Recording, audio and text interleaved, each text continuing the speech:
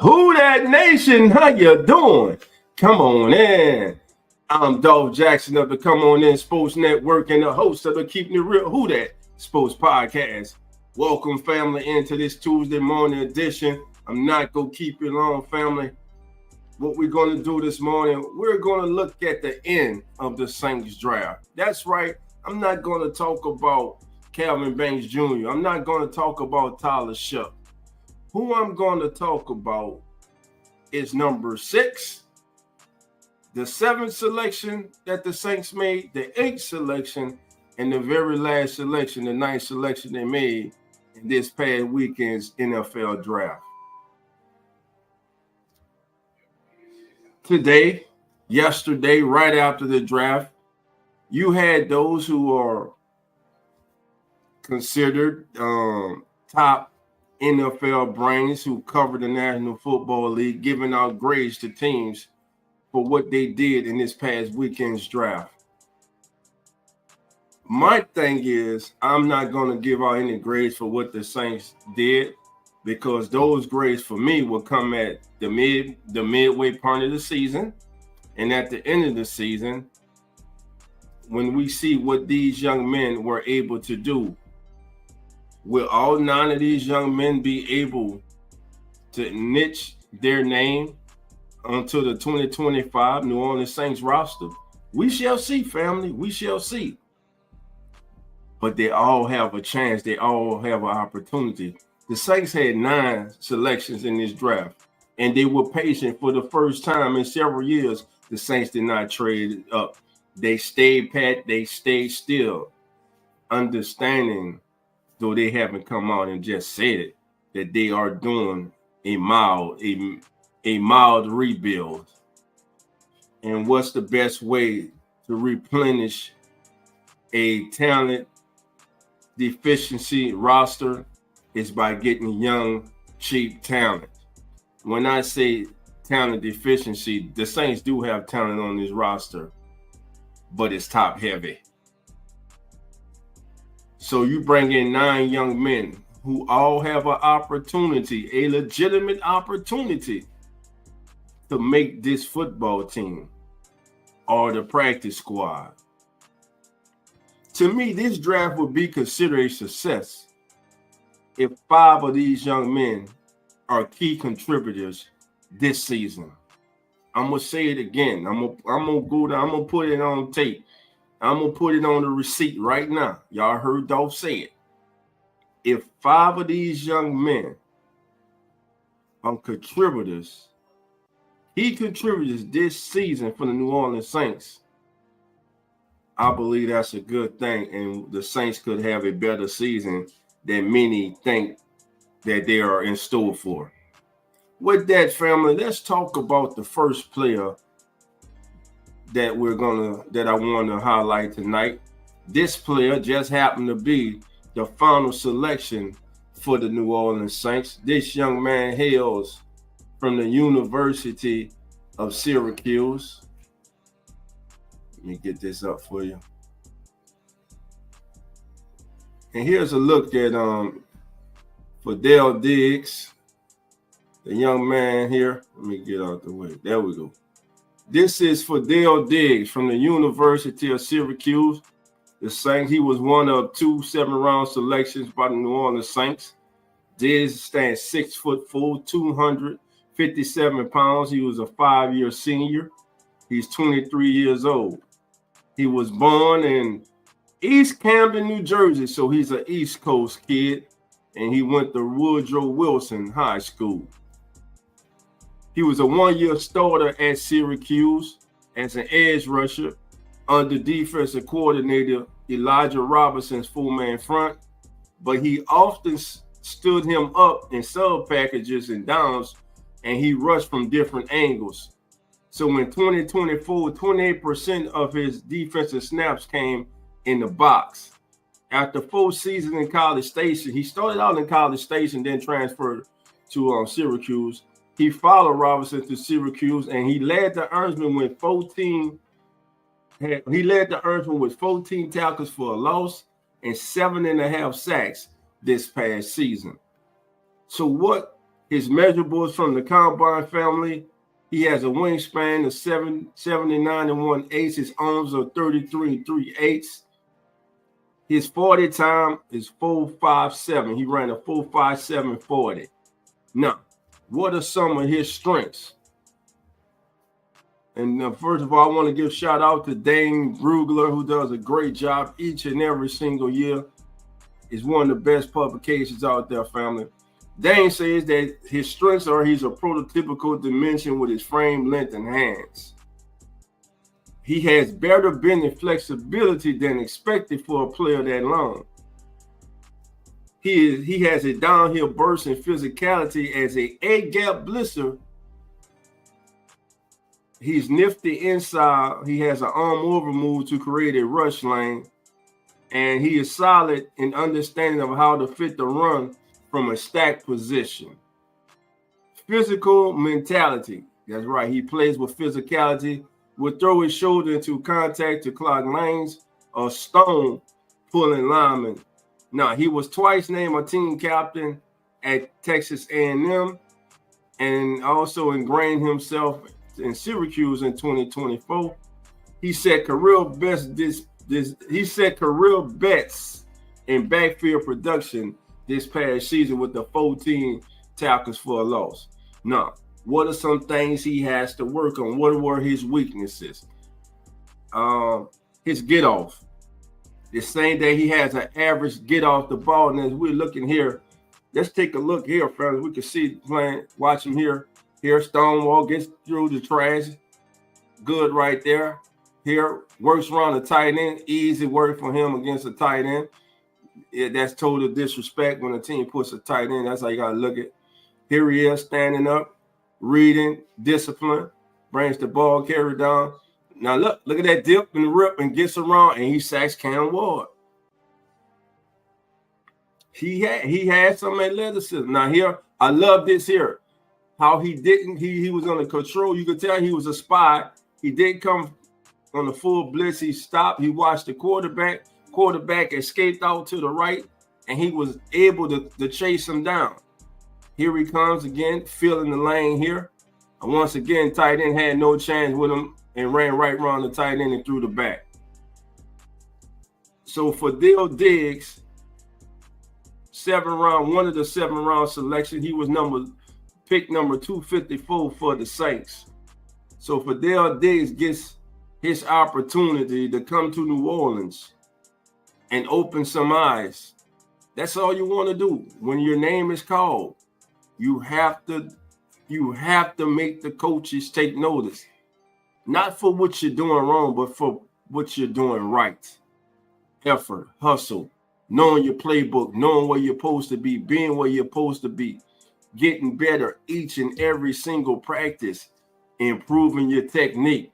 Fidel Diggs is one of the 7-round selections that have a great opportunity to have his NFL dreams fulfilled. Because listen, if you're a 7th-round selection or you're an undrafted free agent, you're a late-round selection, one of the best teams to come to is the New Orleans Saints. Because if you can play, it has been proven over time. Say what we might. It has been proven over time that you don't have to be a draft pick but to make this team. If you're outperforming a draft pick, the Saints will keep you.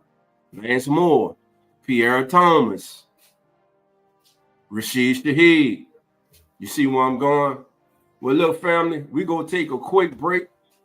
And after this break, we'll be right back.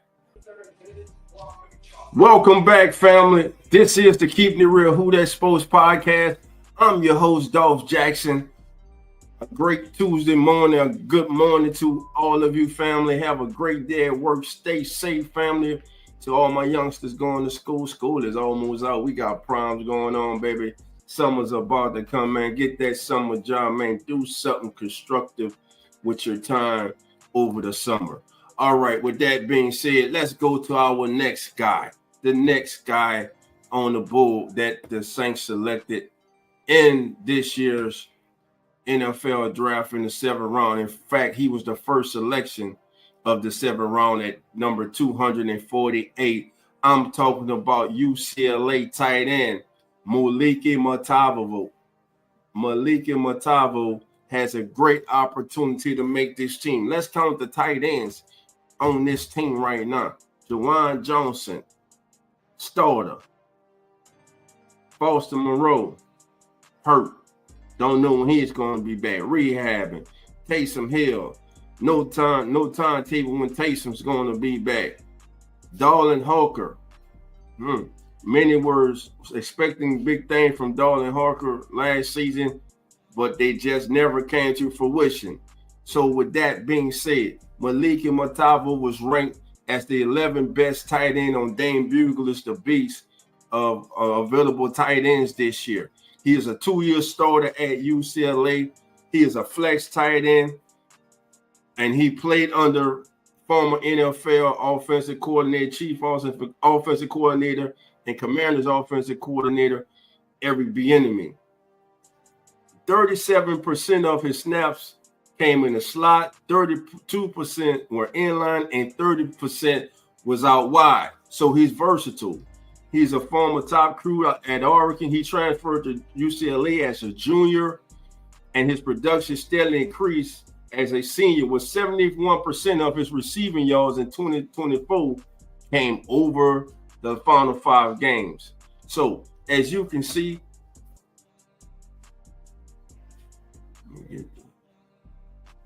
he's a big guy. He uses his body well. There he just turns around, gives the quarterback a good target, covers up the ball 2 hands. Now this next one here is down the seam. Look at that, down the seam, good hands, and get some yak yards after the catch. Here's a better view, like a wheel route, bam, release, good throw by the quarterback. He holds, gallops in, and listen, number 4 makes that tackle, because if he doesn't, he's still running. He was actually putting away from the defender. Again, big body kid, standing 6'6", 260 pounds. He's 22 years old. He's a 4-year senior. Now, he uses his size as a tight end as a under his size as a okay. Let me slow down. Using his size as a tight end is an underrated skill. Matavo does this very well, especially at the catch point, using body quickness, as we have seen. He's quick. He's subtle.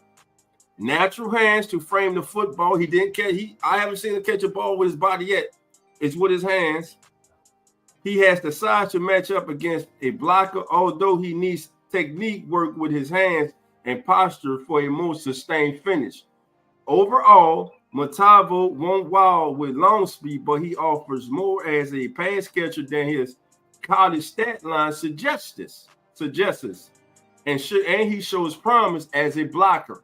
He can secure an NFL roster spot as a backup and work his way up from there. Again, the place to come, he was projected as a 5th round selection. The Saints got him in the 7th. He ran now listen, the 40 time, he's not blowing us away right here on film. Again, sometimes we get wild about these 40 times. But as you heard myself, Carlos, and Charles Davis talking, football speed. There's track speed, and there's football speed. Look at that. 4'8", but look, he's running away from some people. He's not a stone. He's just not a statue out there. He can get you yards after catch, and he's tough, gives you that big body. Listen, we're gonna have 2 young quarterbacks under center. And listen, a big tight end like this can be, a very good friend to them. Juwan Johnson is going to have to be Mr. Do It Everything. Juwan Johnson is excited with what Kellen Moore has in store for him. As he said, when he re-signed, Kellen Moore spoke to him about the way that he wanted to use him, the way that he envisioned in using him. And Juwan Johnson, though he had other suitors, decided to come back and re-sign with the New Orleans Saints. So, Moliki Matavo. Here, let's take a look at some of his. First, we're going to look at his weaknesses. He had only 1 season of adequate receiving production, including just 6 career touchdown catches. He's inconsistent adjusting to moving targets. He needs to better shift weight to stay centered and avoid getting jolted by defensive ends. So when he's when he's inline blocking, trying to slow down the defensive end, he's got to get more stern. He's a little bit of a wind-up with his hands before engaging as a blocker. He exposes his chest at times and line and needs to improve hand technique against early jams. Didn't put seam stretching speed on college tape. Most of this scouting report on him here was about his technique as a blocker. And again, his stretching the seam on college tape. He didn't put much, but right here he did. Right there he did. And look, he run away from that 32. 32 ain't catching him. So that's something he has to work on. Now, what are some of his strengths? First of all, just look at the kid. He's 6'6". So he has great size, strong bone structure. Good sink and release to quickly enter and set up routes. Loves a good sail route. Clean square off 90-degree route turns.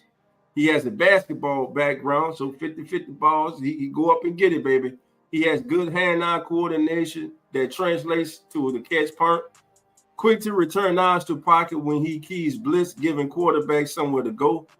Not a pushover with the ball would be tacklers will fall off him. So he's a big kid and he plays big. Loves to be aggressive as a receiver, blocker, and ball carrier. Strong base as run blocker and consistently strains to drive finish. So Maliki Matavo has an opportunity, I believe, to actually make this squad. Because right now, who's the number 2 tight end? Boston Moreau's hurt. We don't know exactly when he's coming back. Taysom is hurt. We don't know exactly when Taysom's coming back. Darlin Hooker, the jury's still out on him. And let's just remember, he was signed as an undrafted free agent, not by this current New Orleans Saints coaching staff. But we will see how that goes. Maybe this coaching staff allows this young man, speaking of Darlin Hooker at the moment, to develop into the type of player that many thought he could be and thought that he was a good undrafted free agent, one of the better undrafted free agent signings of last year's draft. We shall see. But Maliki Matavo has a good opportunity to make the 2025 New Orleans Saints roster. I think the 52-man roster, I think he has a great opportunity. Live by Maliki family's hometown is Henderson, Nevada. He went to Liberty High School. He was a 2-year starter at UCLA. All right. So there he is right there, Maliki Matavo. Again, the Saints, Jawan Johnson right now is the only surefire tight end the Saints have. All right, family, we're going to take a break and we'll be back. And when we come back, we'll talk about that 6th-round selection that I think was a great, not only great value, I really truly believe if this young man comes in and he plays up to his capabilities and he is able to, first of all, prove that he can pick up a blitzing linebacker, that he could be a 3-down back, I believe the next young man that we're going to speak of, look at, can make the 53-man roster. I'm going to be watching this kid closely this entire summer. We'll be right back. Welcome back, family. This is the Keeping It Real Who That Sports podcast. I'm your host, Dolph Jackson. We're brought to you by the Come On In Sports Network. Do yourself a favor, family. Do us a favor, family. Join the family. If it's your first time you're seeing us, hit that subscribe button. Join the family. Set your notification bell so you can know when we have videos like this up for you, and also when we go live. The Keep It Real Who That Sports podcast is one of the best out there. I'm telling you, I ain't just saying it because I do it. I'm saying it because y'all know we different over here. We different over here, baby. We make it happen. And listen, nothing gets accomplished without you. But enough of all that, baby. Let's get down to the guy that I'm excited about, and I'm sure most of you are too. Because when the Saints selected him with pick 184 of the 6th round, I was surprised that he was still there. It was said throughout this entire draft process that you can find you a really good running back in day 3 of the NFL draft, and damn it, did the Saints find them one. Standing 5'11", 213 pounds. I'm talking about this young man, Mr. Devin Neal from the University of Kansas. He's a 4-year starter at Kansas. He was their featured offensive weapon. He led the team in rushing all 4 seasons and set school records in yards. Get this, family. He finished his Kansas Jayhawk career with 4,343 rushing yards. And he also finished with 49 touchdowns, rushing touchdowns, and he added 4 through the air for a total of 53 touchdowns in his career.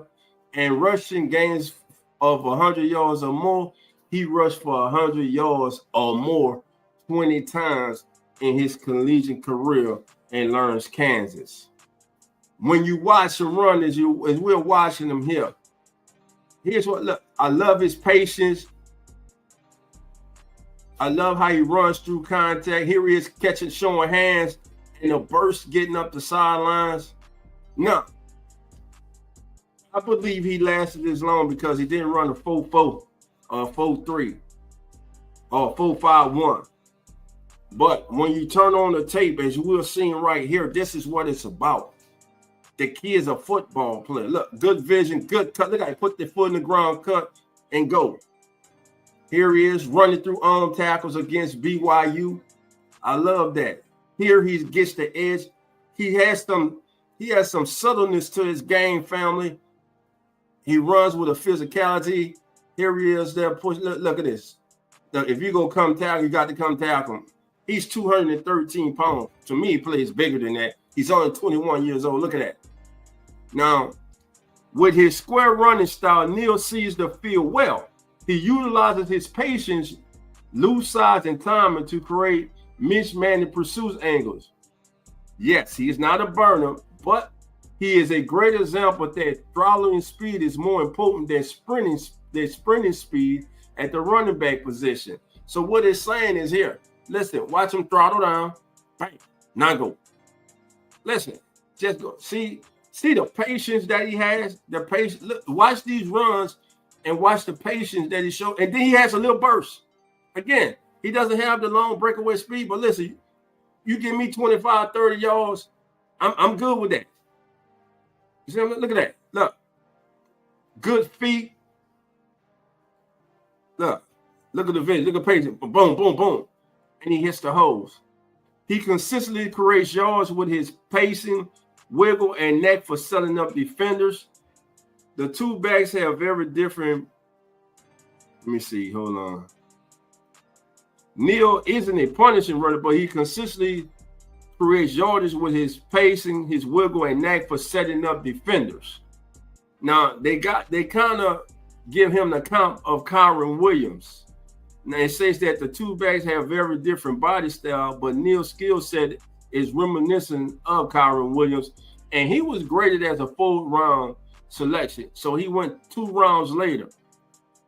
Again, he didn't run a 4.51. He ran a high 4.5. He ran a 4.5 840. He's 213 pounds. His 20-yard split was 2.68. His vertical was 37.5. His broad jump was 10.4. Now, what are his strengths? Vision, quality vision to press line and find creases. Watch that. You see this when you're watching this video. Skillfully uses patience and pace. He's very patient as a runner to set up defenders and lead them diving at ankles. And you see when they dive at his ankles most of the time. Listen, one thing I do notice, and I'm sure you have noticed too, it's very rare that the first tackler brings this young man down.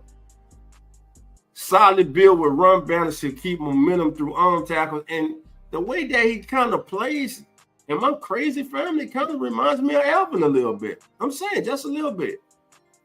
Excellent hand-eye coordination as a pass catcher. He also played baseball at Kansas. Productive on swing and wheel routes. Protects football. 2 fumbles over his last 502 carries. So he only put the ball on the ground 2 times. The last 502 times he carried the ball. He was voted team captain in 2024. He plays through minor injuries, and he leads at Kansas all-time leading rusher and ranks 5th in Big 12 history in career rushing yards. Now, what do we need to work on? More likely to try to sidestep tackles rather than drop shoulder and punish defenders. Not inside grinder with 213-pound frame would suggest. But from the film that I watch and this film right here, I've seen him run through the tackle. Look at that. He run through home tackles. He's dropping shoulders up. He's especially near the goal line. Right there, talking about the swing pass. There's right there. He catches the swing pass out the backfield right there. Now, again, what I started out saying before we went to break, he has to be able to pass block. If you can be as talented as you want as a running back, but if a team in today's NFL cannot trust you to pick up a blitzing linebacker or safety, you will not be on the field on 3rd down. And that limits you when you come on the field. Because 94, 95% of the time when you come on the field, that means it's going to be a run play. So that's something that all young running backs must learn how to do and must be willing to do. You got to be willing to stick your nose in there with that blitzing linebacker, that blitzing safety, or slowing down that defensive end that gets around your tackle. He missed 1 game as a freshman because of injury in 2021. His pass blocking, again, like we were talking about, it was up and down. If you want to learn, if I was able to talk to Devin Neal right now, the one thing I would say, Devin, you go get great coaching, no doubt. But if there's one running back that you want to watch, it's former Heisman Trophy winner in New Orleans Saints running back, Mark Ingram. Because Mark Ingram was one of the best to do it. Mark Ingram was one of the best blocking running backs in the entire National Football League during his tenure. Well, family, look, that's going to conclude our show for today. Thank you guys for joining us. Like I said, family, Devin Neal, welcome to New Orleans. I just like this pick, family. I just like this pick. I think Devin Neal can crack the New Orleans Saints 2025 roster. Just think about it. The only entrenched running back on this roster is Alvin Kamara. Kendre Miller is not a lock. Why? Because of injury availability.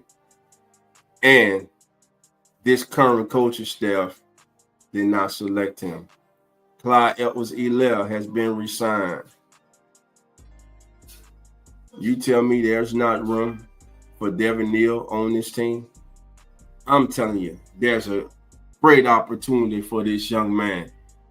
Let's just sit back, family, and see what these 3 young men that we have looked at this morning. Let's sit back and see what these 3 young men do as their story begins and starts to be told. Again, family, I want to thank y'all for joining me. I'm Dolph Jackson. This is the Keeping It Real Who That Sports podcast, brought to you by the Come On In Sports Network, home to uneducated sports talk, real fan sports, Atlanta Falcons Fandemic, Come On In Bills, Eagles Talk with TJ. Oh, man, I keep going. Future home to the Hit Zone, hosted by your boy, Mr. J Hits. Look, family, have a great day. We will be back with you guys live this Wednesday night, coaching myself, Keeping It Real Who That Sports podcast. We'll be in the building. Wednesday night. Coach Rock, Dolph Jackson. Until then, family, y'all know love and who that. Have a great day, family.